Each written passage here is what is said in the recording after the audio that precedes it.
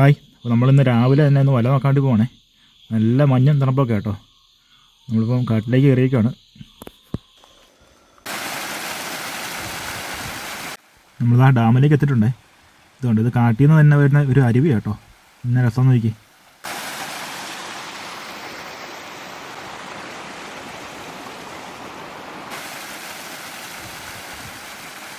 ചെറിയ എണ്ണയിലേക്ക് നമുക്ക് കുറേ മീനൊക്കെ ഡെയിലി കിട്ടുന്നുണ്ടായിരുന്നേ.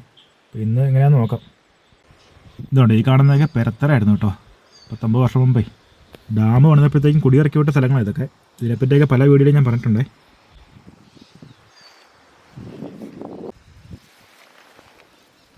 ഇതുകൊണ്ട് ഇത് ഡാമിലുള്ള ഒരു സൈസ് കക്കാട തൊണ്ട കേട്ടോ.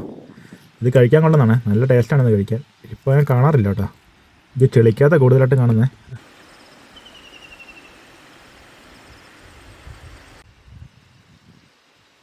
വെള്ളം എടുക്കാനായിട്ട് പോകാം കേട്ടോ പാപ്പ. ഇത് വെള്ളം എടുത്തുകൊണ്ട് വരുന്നുണ്ട്.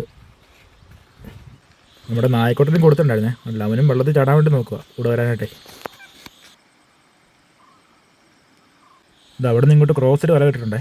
അത് നോക്കാൻ വേണ്ടി പോകുന്ന കേട്ടോ. അപ്പോൾ നമുക്ക് ഗോൾഡും കട്ടലയൊന്നും പിടിക്കാൻ സമയമായിട്ടില്ലേ. ഇവിടെ വെള്ളം കയറിയും പുല്ലലൊക്കെ വെള്ളമാക്കി കഴിഞ്ഞാൽ ഈ ഗോൾഡ് ഫിഷും കട്ടലയും ചീറൊക്കെ പിടിക്കാൻ തുടങ്ങത്തുള്ളൂ കേട്ടോ. അപ്പോൾ നമുക്ക് കിട്ടുന്ന ഈ പൊടിമീൻ, വാളയും സിലോപ്പിയും അങ്ങനെയുള്ള മീനൊക്കെ നമുക്ക് കൂടുതലായിട്ട് ഇപ്പോൾ കിട്ടുന്നത്. ഇത് നായക്കോട്ടം നടന്ന് നമ്മുടെ അടുത്തെത്തിട്ടുണ്ടേ. അങ്ങനെ ഒറ്റയ്ക്ക് നിൽക്കാണ്ട് മടിയാണ്. ഇതൊക്കെ വലിയ മീൻ പിടിച്ചിട്ട് ഇതിൻ്റെ ഇടയ്ക്കൂടെ കയറി പോകുന്നതാണ്. പിടിക്കുന്നതല്ല, ഈ വലയുടെ ഇടയ്ക്കൂടെ കയറി പോകുന്ന കേട്ടോ ഇങ്ങനെ ചുരുണ്ട് കിടക്കുന്നത്. ഇതുകൊണ്ടൊരു പൂളം കിടപ്പുണ്ടേ. തല കാണിച്ചാൽ എൻ്റെ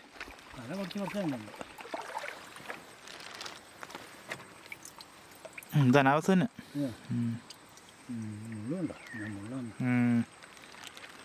ഇതങ്ങനെ നമുക്ക് നാക്കിട്ട് 2 മീനാണ് കേട്ടോ. എൻ്റെ തല എന്താ കടിച്ചു കുറച്ചിട്ടുണ്ടേ. ഒരു അനാവാസം പിന്നെ പൂളനാണ് കേട്ടോ കിട്ടിയത്. ഇന്നലെയൊക്കെ നല്ലതായിട്ട് മീനുണ്ടായിരുന്നേ. അപ്പോൾ ആ ഒരു പ്രതീക്ഷ വെച്ച് വന്നാൽ കേട്ടോ. മീനൊന്നും നമുക്ക് കിട്ടിയില്ല. നമുക്ക് മറ്റൊരു വീഡിയോ ആയിട്ട് പിന്നെ കാണാം കേട്ടോ.